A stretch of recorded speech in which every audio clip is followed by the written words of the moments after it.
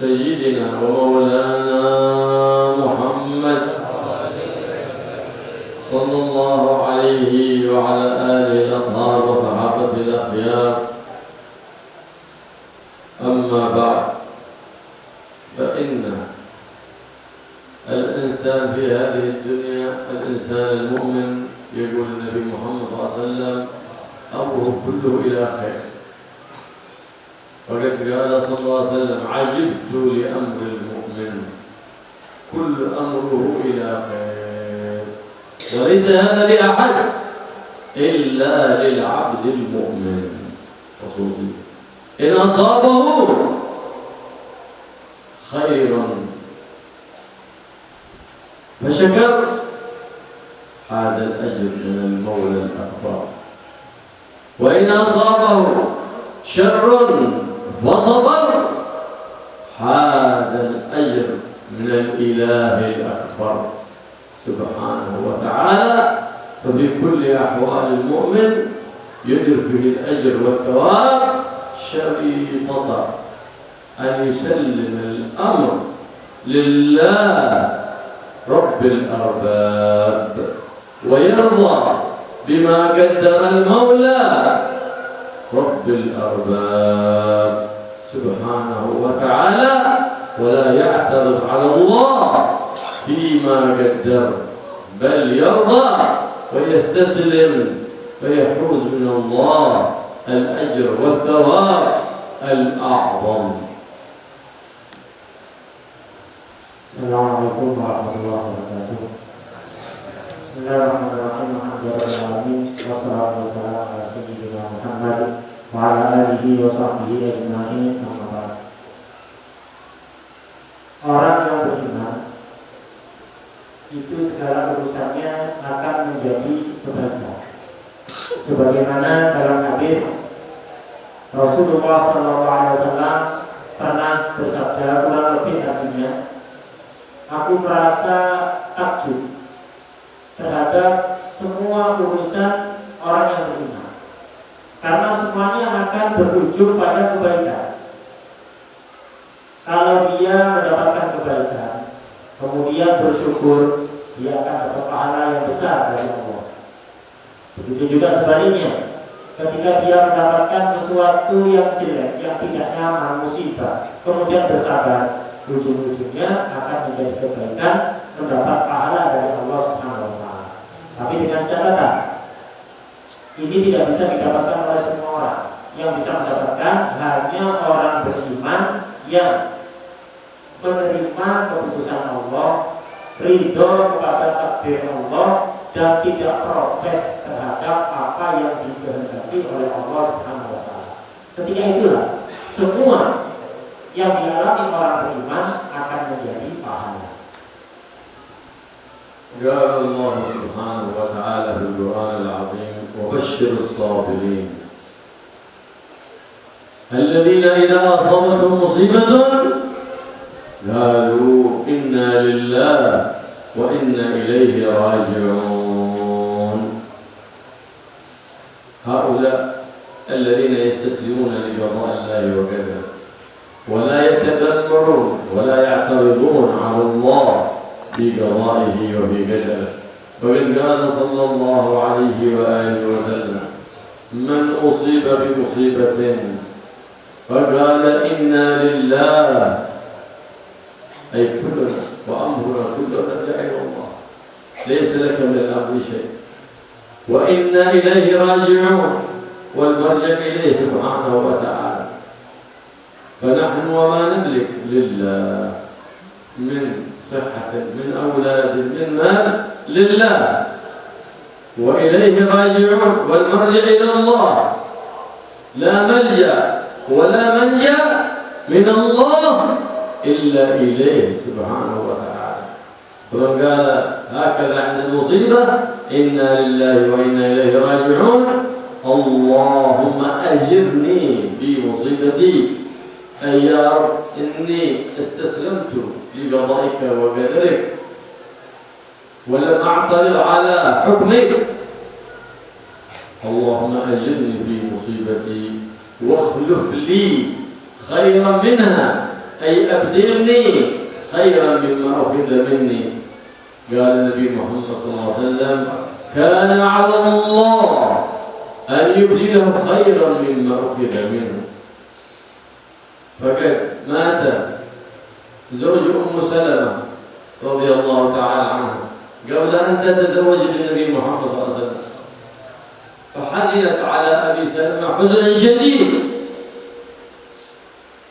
فمر بها النبي محمد صلى الله عليه وسلم وهي حزينة على زوجها، فقال لا تحزني وقولي إنا لله وإنا إليه راجعون، اللهم أجرني في مصيبتي واخلف لي خيرا منها.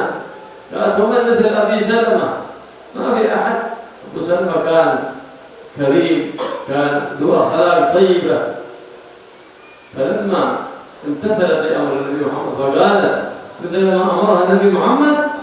بعد ذلك وبعد انقضاء عدتها خطبها النبي محمد صلى الله عليه وسلم فأبدلها الله بما هو أفضل من ألف بملء الدنيا من أبي سلمة.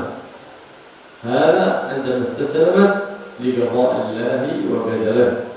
فالسخط يولد السخط، يورث السخط من المولى إذا اعترفت على الله، والرضا يورثك الرضا من المولى سبحانه وتعالى. فإن رضيت رضي الله عنك وأثابك. والله يرزقنا الصبر عند القضاء ويرزقنا منازل الشهداء وعيش السعداء.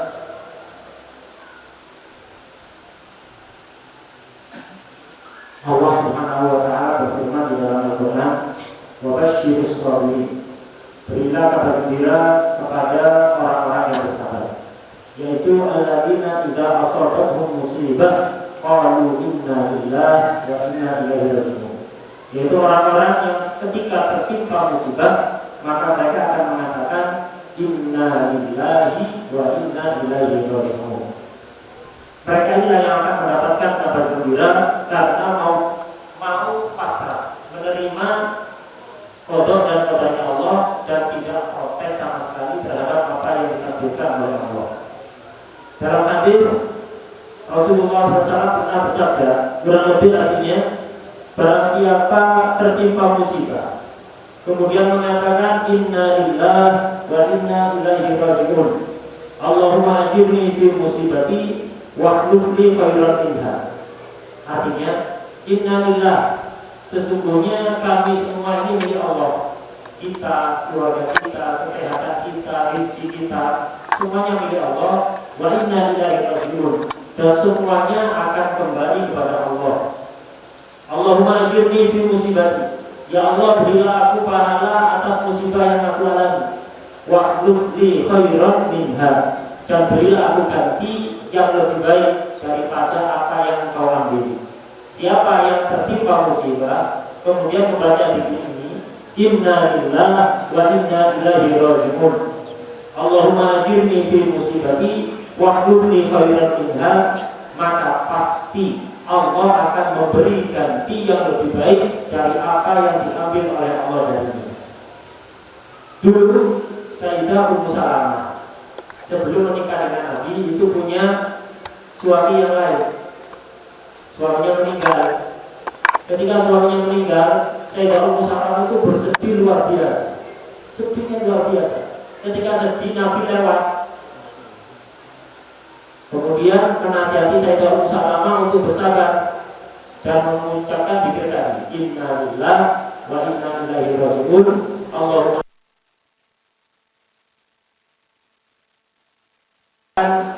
Ummu Salamah untuk membaca zikir ini agar diganti dengan yang lebih baik. Sayyidah Ummu Salamah sempat berkata, ya Rasulullah, tidak ada suami yang lebih baik dibanding suamiku. Dia itu dermawan, dia itu begini. Tapi karena dikatakan oleh Nabi, dia tetap nurut. Akhirnya dibaca zikir tadi. Karena beliau mau nurut, baca zikir yang diajarkan oleh Nabi ketika mendapatkan musibah. Akhirnya setelah tidak habis, Sayyidah Ummu Salamah mendapatkan suami yang berjuta-juta kali lebih baik dibanding suaminya yang pertama, yaitu Rasulullah SAW. Demikianlah kita kalau mendapatkan musibah, maka ridho kepada takdir Allah akan mendatangkan ridhonya Allah. Sebaliknya, marah, protes kepada takdir Allah akan mendatangkan kemurkaan Allah Subhanahu wa Ta'ala. الصبر 3 درجات. صبر ب300 درجة صبر على الطاعات، وصبر ب600 درجة صبر عن المعاصي، وصبر ب900 درجة صبر على البلاء. هكذا. فمن صبر على البلاء وابتغاء مرضات المولى سبحانه وتعالى هذا الثواب من المولى سبحانه وتعالى. والإنسان إذا مات عليه حبيب أو قريب يحزن، لكن الحزن يكون في القلب والرضا يكون في القلب. فمن رضي فله الرضا ومن سخط فله السخط. لكن بدل أن تشغل لسانك بما لا ينفع الميت أولى لك أن تفعل ما ينفع الميت. ما الذي ينفع الميت بعد موته؟ ينفعه الدعاء، كما سئل الحبيب المصطفى: إن أمي قد ماتت يا رسول الله، فماذا علي؟ قال: الصلاة، أي الدعاء، تدعو لها. وإني أظنها لو تكلمت أمرت بالصدقة فأتصدق عنها. قال: نعم، إذا تصدقت عن ميتك فكأن الميت خرج من قبره وتصدق بنفسه. والاستغفار للميت بعد موته هذا الذي ينفع الميت في قبره، وهذا هو من بر الأبناء بآبائهم وأمهاتهم بعد مماتهم، يتصدق عنه والاستغفار والدعاء، وما يقرأ له من القرآن والتهليل والتسبيح والذكر والصلاة على النبي محمد صلى الله عليه وسلم، ويهبها لأمواته يفرحون في قبورهم بما يهدى لهم من أبنائهم وأحفادهم وأصباطهم وأصحابهم في حياتهم، لأن هذا دليل المحبة ودليل صدق الصحبة ودليل البر، أن تبره بعد مماته. البر بعد الموت هو البر الأكبر، والبر في الحياة هو البر الأصغر. لماذا كان بعد الموت أكبر في البر؟ لأنه لا يملك لنفسه حول ولا قوة، لا يستطيع أن يطلع ويقرأ ويكتسب الحسنات. أما في الحياة يستطيع أن يقوم أن يعمل بنفسه ويكتسب الحسنات. أما بعد الممات فلا يستطيع أن يفعل شيء من الصالحات، لكن يفرح إذا أهدي له أجر شيء من الأعمال الصالحات.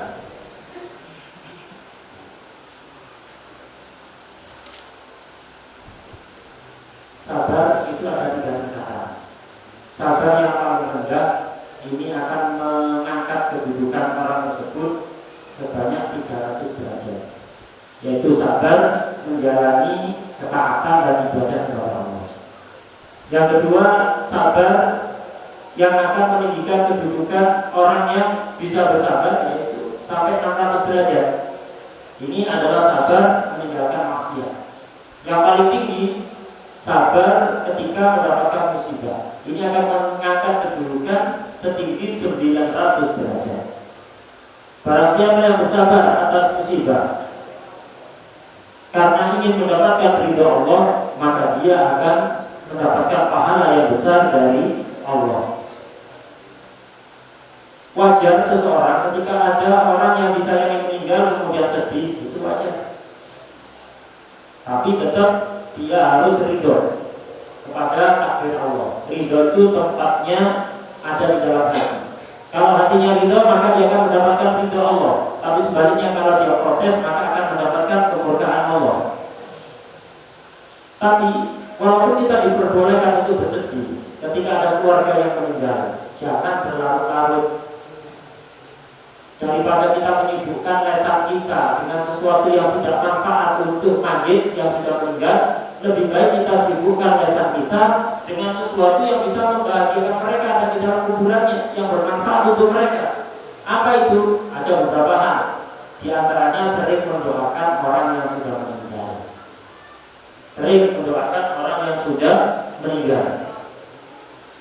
Pernah salah satu sahabat itu ibunya meninggal, kemudian bertanya kepada Rasulullah SAW, ya Rasulullah, ibuku meninggal, apa yang harus aku lakukan? Rasulullah mengatakan, doakan ibunya. Kemudian yang kedua adalah sedekah, diniati untuk mayit. Jadi orang yang masih hidup itu masih sedekah kepada orang lain, diniati agar pahalanya sampai kepada orang yang meninggal, akan sampai dan akan membuat mereka bahagia yang ada di dalam kuburan. Kemudian sering memintakan istighfar untuk orang yang sudah meninggal, memintakan ampunan untuk orang yang sudah meninggal. Inilah perbuatan-perbuatan yang bisa membuat keluarga yang sudah meninggal itu bahagia. Bacaan Quran, tahlil, zikir, sholawat kepada Rasulullah SAW. Ini yang akan membuat mereka bahagia di kuburan. Nah, ini kita harus sering-sering melakukan hal ini untuk keluarga kita yang sudah meninggal. Kalau kita mau melakukan ini, maka kita akan dicatat sebagai anak yang berbakti kepada orang tua setelah meninggal. Bakti kepada orang tua tidak hanya ketika mereka masih hidup, tapi juga kita harus berbakti kepada mereka setelah mereka meninggal. Dengan apa? Ya dengan melakukan hal-hal yang tadi disebutkan. Bahkan bakti kepada orang tua setelah meninggal itu lebih besar dibanding bakti kepada orang tua yang masih hidup. Kenapa? Kalau kita berbakti pada orang tua masih hidup, kita bantu keperluannya. Ini bakti kecil ini. Kenapa disebut bakti kecil? Karena kalau kita tidak melakukan, orang tua kita bisa melakukan karena masih hidup. Kita bantu ambilkan air atau kita bantu apa. Walaupun kita tidak melakukan, orang tua kita bisa. Karena itu ini bakti kecil. Bakti yang lebih besar adalah bakti kepada orang tua yang sudah meninggal, pada kakek nenek, buyut yang sudah meninggal.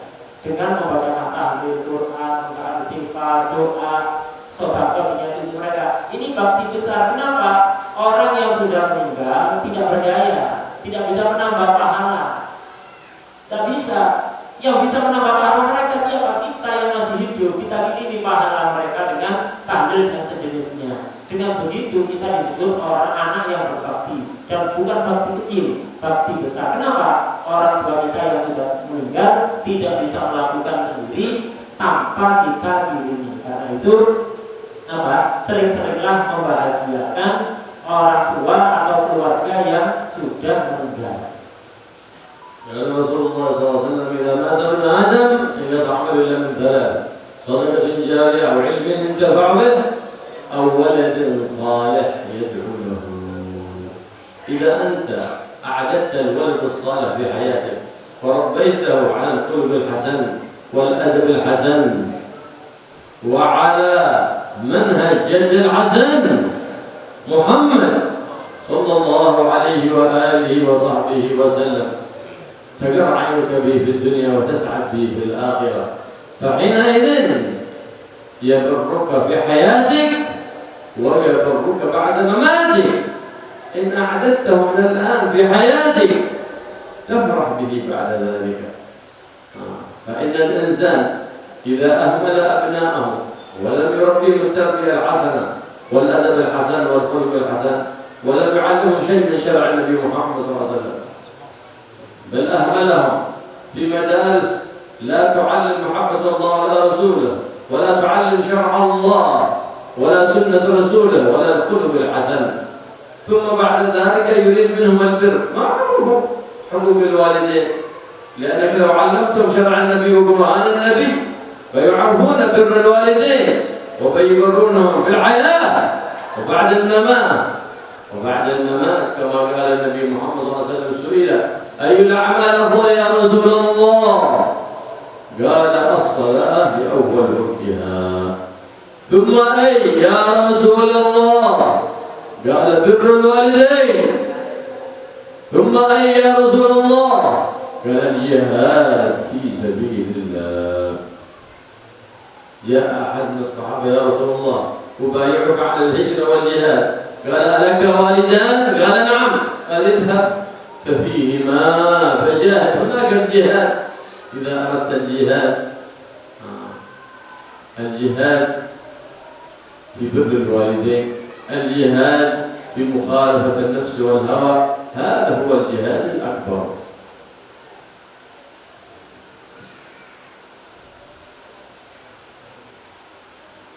Rasulullah SAW bersabda dalam hadis kurang lebih artinya, ketika seseorang sudah meninggal, maka seluruh amalnya putus, tidak bisa bertambah lagi pahalanya, kecuali 3 hal. Yang pertama sedekah jariyah, yang kedua ilmu yang bermanfaat, yang ketiga anak soleh yang mau mendoakan. Ini walaupun orang sudah meninggal, 3 hal ini akan terus mengalir pahalanya. Karena itu beliau berpesan agar supaya kita sejak sekarang kita persiapkan anak kita sejak masih kecil agar menjadi anak yang saleh, yang bisa berbakti kepada orang tuanya baik ketika masih hidup atau setelah meninggal. Bagaimana caranya? Didiklah anak itu sejak kecil adab yang baik, akhlak yang baik, ajari ilmu agama, syariatnya Rasulullah SAW. Kalau anak sudah dipersiapkan seperti itu, maka pastikan orang tua ini akan bahagia di dunia maupun di akhirat. Anak yang seperti inilah yang bisa berbakti kepada orang tua baik masih hidup atau sudah meninggal. Jadi harus dipersiapkan. Adapun kalau ada orang anaknya nggak diurus, tidak diajari ilmu agama, tidak diajari akhlak, tidak diajari tata krama, tidak diajari ilmu syariah, hanya disekolahkan di sekolah umum. Yang di sekolah umum itu tidak diajari bagaimana cinta kepada Allah, bagaimana cinta kepada Rasulullah, tidak diajari ilmu agama dengan cukup. Ya anak ini kemudian kepingin anaknya bakti pada orang tua, ya gak tahu caranya, memang gak belajar dia bagaimana cara berbakti kepada orang tua. Yang salah siapa? Ya orang tuanya sendiri. Karena itu jangan pernah menuntut kepada anak yang tidak pernah dididik ilmu agama untuk berbakti. Yang salah orang tuanya, kepaksa lopot. Karena itu persiapkan anak-anak kita sejak dini agar mengerti bagaimana caranya cinta kepada Allah, cinta kepada Rasulullah, bakti kepada orang tua. Anak itu kalau dididik syariatnya Nabi, pasti tahu caranya bakti kepada orang tua. Kenapa? Nabi yang mengajarkan dan caranya berbakti kepada orang tua. Rasulullah SAW pernah ditanya, amal apa yang paling baik wahai Rasulullah, yang paling besar pahalanya? Rasulullah menjawab, sholat di awal waktu. Kemudian apa Rasulullah? Bakti kepada orang tua. Kemudian apa Rasulullah? Jihad untuk membela agama Allah. Salah satu sahabat pernah datang pada Rasulullah, membayar Rasulullah untuk selalu nurut, untuk selalu taat, dan siap untuk berjihad membela agama Allah. Pada Rasulullah ditanya, masih punya kedua orang tua? Iya Rasulullah. Udah, jihadlah dengan cara berbakti pada orang tua. Tidak usah jihad perang, bisa. Jihadlah dengan cara berbakti kepada orang tua. Ini jihad yang lebih besar pahalanya. Jihad di dalam berbakti kepada orang tua, jihad melawan hawa nafsu. Ja'a rajul ila Nabi Muhammad SAW, ya Rasulullah, inna ummi qad matat. Hal baqiya 'alayya min al-birri shay'? Qala alaka khalah? Qala na'am. Qala birra ummaka fi khalatik. Faqad qala sallallahu alaihi wa alihi wasallam, inna min abarr al-birr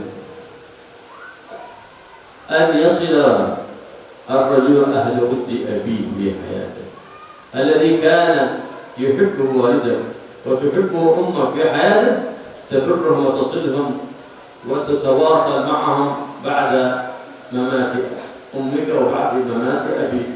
هذا من البر، بل من أبر البر كما قال النبي محمد صلى الله عليه وسلم. عبد الله بن عمر رضي الله تعالى عنه كان يمشي فإذا برجل أعرابي فنظر فيه فعرفه، قال أنت فلان ابن فلان؟ قال نعم أنا فلان ابن فلان. قال أنت اللي كنت تأتينا أيام عمر فيكرمك عمر؟ قال نعم. فخرج عن حماره وأعطاه الحمار وصار يمشي على قدامه، وأعطاه الرداء الذي معه وصار بلا رداء. فسئل: يا صاحب رسول الله لماذا فعلت هذا؟ قال: إنه كان يحب عمر وعمر كان يصله، فأنا أصل كل من كان يصله أبي، فإنه من بري بأبي. والآباء والأمهات في قبورهم تبلغهم الأخبار، أخبار الأحياء.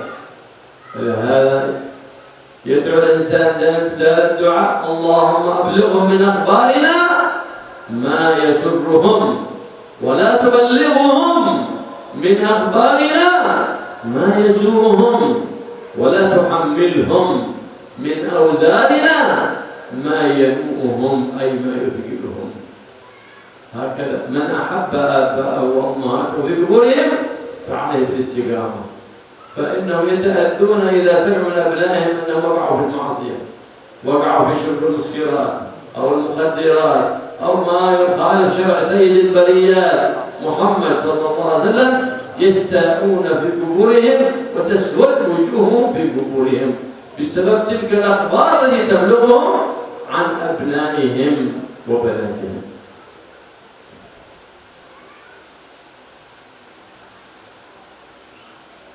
Di antara cara berbakti kepada orang tua atau siapapun keluarga kita yang sudah meninggal adalah dengan cara tetap menjalin hubungan baik dengan orang yang punya hubungan baik dengan orang tua kita. Orang tua kita dulu punya keluarga, punya teman, akrab, teman baik. Tetap kita jaga hubungan baik kita dengan mereka setelah orang tua kita meninggal. Ini termasuk bakti yang paling besar kepada orang tua. Pernah suatu ketika ada seseorang datang pada Nabi cerita kalau ibunya meninggal. Kemudian si anak ini nanya pada Nabi, wahai Rasulullah, apakah aku masih punya kewajiban untuk bakti kepada ibuku setelah meninggal? Ditanya oleh Rasulullah, kamu punya bibi, kakak atau adiknya ibu kamu? Iya. Akhirnya Rasulullah mengatakan, berbaktilah kepada ibumu yang sudah meninggal dengan cara berbuat baik kepada bibimu, kakaknya ibu atau adiknya ibu. Dalam hadis yang lain Rasulullah SAW bersabda, kurang lebih artinya, di antara bakti seorang anak yang terbesar kepada orang tuanya adalah tetap menjaga hubungan baik kepada orang-orang yang dekat dengan abahnya, dengan ibunya. Tetap menjaga hubungan baik, tetap berkomunikasi, tetap ziarah, memuliakan mereka. Ini termasuk bakti kepada orang tua, bahkan bakti yang terbesar. Diceritakan Sayyidina Abdullah bin Umar, putranya Sayyidina Umar bin Khattab radhiyallahu anhu, pernah suatu ketika itu ada di pasar, naik hewan tunggangan pakai lidah. Di tengah jalan ketemu seorang Arab Badui, orang desa, seorang orang Arab Badui. Kemudian si Sayyidina Abdullah bin Umar ini turun, nanya, Anda Pak Fulan? Iya. Anda dulu yang sering ketemu abah saya, Umar? Iya. Akhirnya apa yang dilakukan Sayyidina Umar sudah meninggal waktu.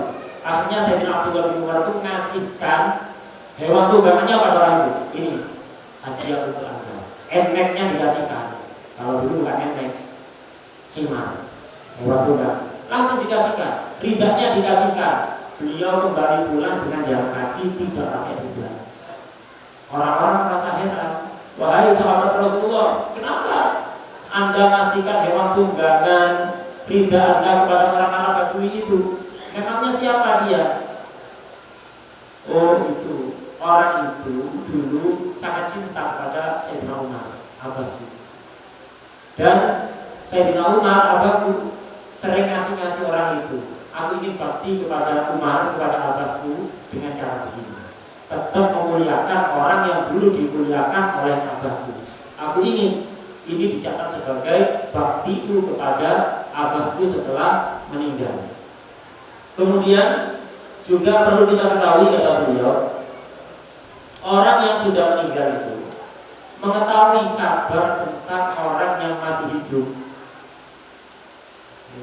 Jadi ada grup WA barzakh, semacam grup WA gitu, di alam barzakh. Di situ akan diceritakan kabar keluarga yang masih hidup. Misalnya Pak Fulan meninggal, dia akan otomatis masuk grup itu. Nanti kalau anaknya melakukan apapun akan dikirim ke grup itu, dibaca oleh seluruh anggota grup. Seluruh penghuni barzakh akan melihat.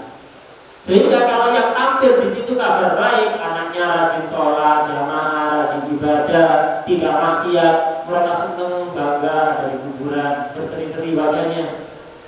Tapi kalau sebaliknya, anaknya yang masih hidup itu tidak sholat, tidak jamaah, maksiat, sukanya mabuk-mabukan, narkoba, tatuan, atau yang lain, melakukan sesuatu yang melanggar perintah agama, itu akan terkirim ke grup WA orang yang sudah meninggal.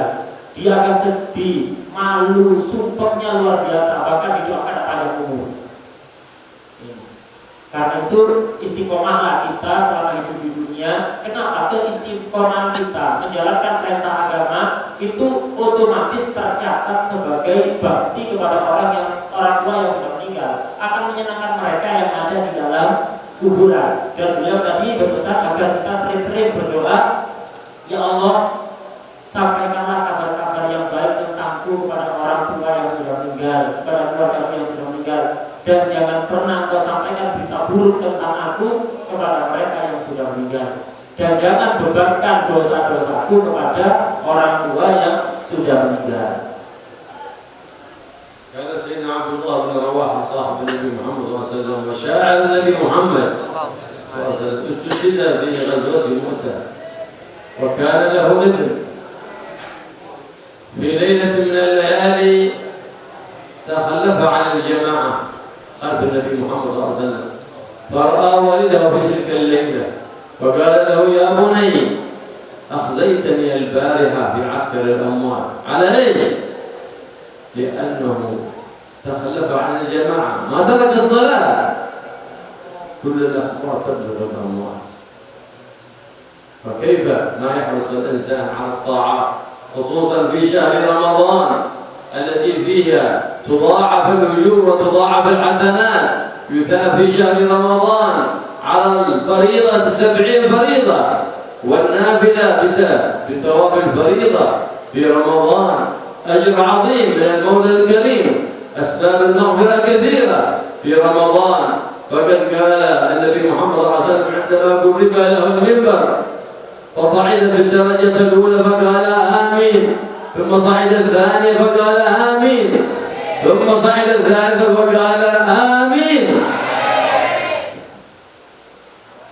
بعد أن نزل من المنبر سأله أصحابه النبي محمد لقد سمعنا شيء لم نكن نعتاده منك يا رسول الله. فقال عندما صعدت الدرجة الأولى جاءني جبريل فقال لي يا محمد فعود من أدرك رمضان فلم يغفر له، فقلت آمين، لأن أسباب المغفرة كثيرة في رمضان. بعد ولما صعدت الدرجة الثانية جاءني جبريل فقال لي يا محمد بعد من أدرك أبويه أو أحدهما ولم يدخلاه الجنة. من أدرك أبويه الكبر أو أحدهما ولم يدخلاه الجنة، فقلت آمين. فلما صعدت الدرجة الثالثة قال لي يا محمد بعد من ذكرت عنده فلم يصلي عليك، فقلت آمين. اللهم صل وسلم وبارك عليه وعلى آله. Salah satu sahabat Nabi ada yang bernama Sayyidina Abdullah bin Rawaha. Ini ahli syahid. Beliau meninggal ketika perang. Kemudian suatu hari anaknya yang masih hidup ini pernah sholat tidak jamaah, bukan tak sholat, tetap sholat, tapi gak ikut jamaah bersama Rasulullah SAW. Langsung malam itu juga mimpi melihat abahnya yang sudah meninggal itu marah-marah dalam mimpi. Wahai anakku, kamu sungguh mempermalukan aku di hadapan orang lain yang sudah meninggal. Dengan perbuatan kamu malam ini tidak jamaah, sholat tapi tidak jamaah. Ini mempermalukan orang tua yang ada di dalam hidup. Apalagi tidak sholat, apalagi maksiat. Karena itu jangan pernah menjadi anak yang durhaka kepada orang tua setelah meninggal dengan melakukan perbuatan yang tidak pantas. Kemudian pada suatu ketika, khususnya jadi karena itu mari kita tingkatkan ibadah kita khususnya di bulan Ramadan. Karena di bulan Ramadan ini amal kebaikan dilipat gandakan. Satu kali ibadah fardu pahalanya seperti 70 kali ibadah fardu di bulan yang lain. Satu kali ibadah sunat setara dengan ibadah fardu di bulan yang lain. Penyebab ampunan di bulan Ramadan sangat banyak sekali. Suatu ketika pernah Rasulullah SAW itu naik mimbar. Ketika menginjakkan kakinya di anak tangga pertama, beliau tiba-tiba mengatakan amin. Naik lagi ke tangga kedua, mengatakan amin lagi. Naik ke tangga ketiga, mengatakan amin lagi. Setelah itu baru khutbah.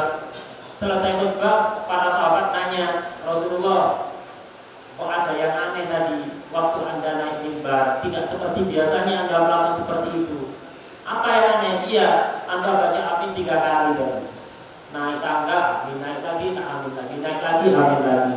Ada apa kena? Akhirnya Rasulullah SAW bersabda, oh iya, tadi ketika aku naik tangga mimbar yang pertama, datang malaikat Jibril mengatakan padaku, wahai Nabi Muhammad, jauh dari rahmat Allah, semoga jauh dari rahmat Allah seorang yang mendapati bulan Ramadan tapi tidak mendapatkan ampunan Allah. Akhirnya aku katakan amin.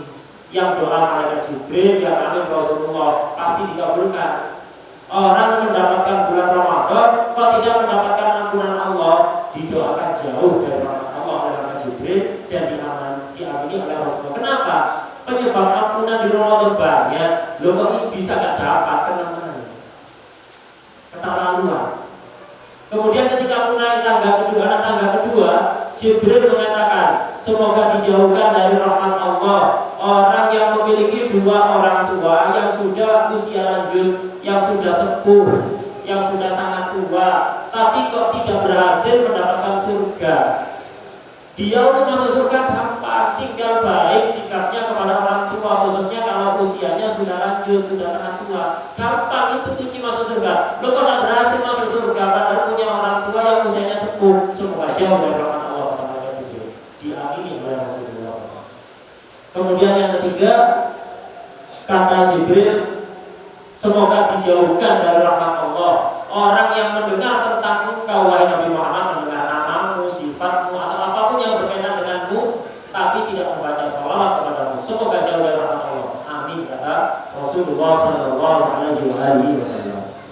ورد أن السيدة في شهر رمضان يعطى العبد المؤمن عليها 1500 حسنة. فكيف ما يكثر سيداته في رمضان؟ فلهذا كان النبي محمد صلى الله عليه وسلم يصلي صلاة التراويح، فلما اجتمعوا لها وكثروا انقطع خيفة أن تفرض عليهم، فجمعهم سيدنا عمر على 20 ركعة على إمام واحد، فالتراويح أكثرها 20. فمن صلى 8 أو 4 إنما صلى من التراويح ولم يصلي من التراويح على التمام. والصلاة فريضة كانت أو نافلة حضرة من حضرات الرحمن، فالذي يتأدب مع الله في حضرته يحوز الثواب التام من رب الأنام سبحانه وتعالى. وأما العجلة التي اخترعت في هذه الأيام في صلاة التراويح ما أنزل الله بها من سلطان، إنما هي من فتنة الشيطان. فإن كل إمام ينكس في سنة من سنن الصلاة أو يفعل مكروه فقد خان المأمومين، فإن صلى ينبغي له أن يحكم الصلاة لأنه يناجي الله. من أراد أن يكلم الله فليدخل في الصلاة، ومن أراد أن يكلمه الله فليتلو كلام الله القرآن الذي ينبغي لك أن يكون جلدك مستمر فيه في سائر الأيام. ويزداد juga من تلاوة القرآن في شهر رمضان. فالله يوفقنا وإياكم لتلاوة القرآن ويرزقنا التأني في الصلاة وتمعن آيات القرآن، ويرزقنا وإياكم البعد عن الخذلان وعن أسباب المعاصي، وأن يوفقنا وإياكم للأسباب التي تدخلنا الجنان، ويجعلنا وإياكم في جوار النبي محمد سيد الأكوان صلى الله عليه وآله وسلم. Kemudian beliau menyinggung masalah sholat di bulan Ramadan. Satu sujud di bulan Ramadan itu pahalanya 1.500 kebaikan. Istimewa sekali. Satu kali sujud, bukan satu kali sholat, satu kali sujud di bulan Ramadan itu setara dengan 1.500 kebaikan. Karena itu mari kita perbanyak sholat sunnah kita di bulan Ramadan dengan melakukan salat tarawih dan yang lain-lainnya. Rasulullah SAW itu dulu melakukan salat tarawih beberapa malam, tapi kemudian beliau tidak keluar ke masjid karena takut diwajibkan. Akhirnya di zaman Sayyidina Umar, para sahabat dikumpulkan salat tarawih 20 rakaat dengan satu imam. Salat tarawih yang terbaik itu 20 rakaat. Adapun kalau sholat cuma 8 rakaat, 10 rakaat, sah. Cuma ini bukan tarawih tapi sebagian dari tarawih, setengah tarawih, bukan tarawih. Yang sempurna adalah 20 rakaat. Cuma jangan hanya fokus 20 rakaat, lakukan sholat tarawih 20 rakaat dengan adab. Jangan terlalu cepat, jangan terlalu ngebut. Karena apa? Itu kurang adab kepada Allah Subhanahu wa taala. Orang yang akan mendapatkan pahala besar tadi itu 1.500 kebaikan untuk satu sujud itu kalau dilakukan dengan adab. Adapun tarawih ngebut balapan ini namanya bukan petunjuk Allah, tapi ini godaan setan. Kalau ngebut bukan di masjid tapi di Mandalika sana. Kalau di masjid bukan tempatnya kebut-kebutan. Dan perlu diketahui setiap imam yang meninggalkan salah satu kesunatan sholat ini imam pengkhianat kepada makmum. Jadi imam yang pengkhianat kepada makmumnya. Kenapa? Dengan dia meninggalkan kesunatan itu, kurangnya bukan hanya dia yang alami, nular kepada makmumnya. Karena itu imam yang ngebut, ini imam pengkhianat. Sholat itu munajat kepada Allah. Kalau kita ingin berkomunikasi kepada Allah, sholatlah. Kalau kita ingin diomongi oleh Allah, diajak omong oleh Allah, bacalah Al-Quran. Tapi yaitu dengan adab. Karena itu kemudian berdoa, semoga kita dikaruniai oleh Allah rezeki untuk bisa tenang di dalam sholat, tenang di dalam baca Quran, dan dikumpulkan bersama Rasulullah SAW.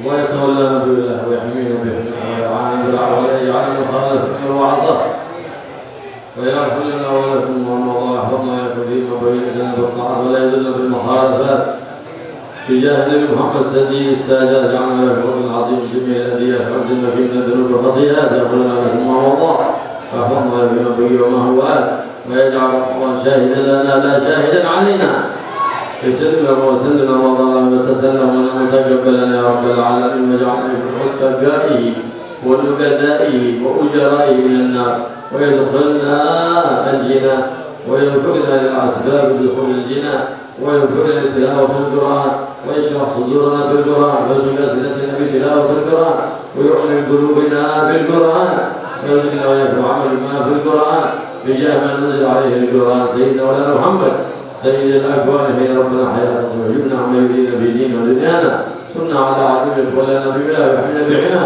ويرعانا ولا يجعل عنا من قبله أمر وعصاه يا من ليس لنا غيره إله انظر إلينا وارحمنا واصرف عنا البلاء اللهم يا كافي البلاء اكفنا البلاء قبل نزوله من السماء يا الله يا الله يا الله يا الله يا الله